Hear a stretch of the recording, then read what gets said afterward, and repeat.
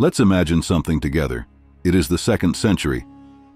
Christian communities are spreading across the Roman Empire. Small gatherings, house churches, different teachers, different interpretations. But here is something many people today don't realize.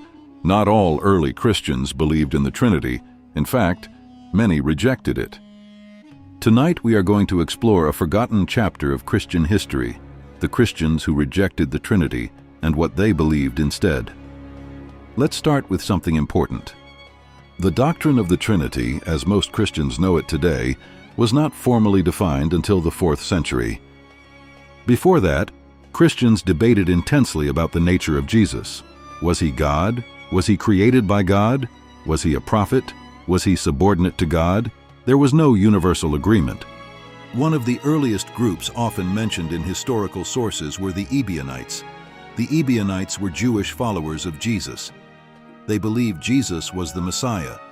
They respected him deeply, but they did not believe he was God. Instead, they believed he was a human prophet chosen by God. They followed Jewish law. They emphasized strict monotheism. And for them, God was one without division. Now think about that. These were followers of Jesus who lived very close to the time of the apostles, yet they rejected the idea that Jesus was divine. Another important group were the Adoptionists. Adoptionists believed that Jesus was a righteous man who was chosen and elevated by God.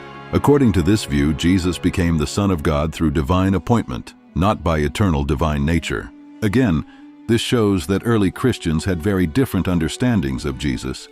Then there were the Arians. You may have heard of Arius. Arius was a priest in Alexandria in the early 4th century. His position was simple but controversial. He believed that the Son was not equal to the Father. He argued that the Son was created by God. In his words, there was a time when the Son was not. This belief spread rapidly. Many Christians across the empire agreed with Arius. The debate became so intense that it threatened unity in the Roman Empire. That is one of the reasons Emperor Constantine called the famous Council of Nicaea in 325 CE. At this council, church leaders debated fiercely. Eventually, the council declared that the Son was of the same substance as the Father. This became the foundation of the Trinitarian doctrine, but the story does not end there. Even after Nicaea, many Christians continued to reject the Trinity. For decades, Arian Christianity remained extremely influential. Some Roman emperors even supported Arian views. This shows something very important. The Trinity was not instantly accepted by everyone. It was debated, contested, refined over time. Now let's step back and ask a simple question. If the Trinity had been clearly taught by Jesus and clearly understood by the apostles, why did so many early Christians reject it? Why did entire communities believe differently?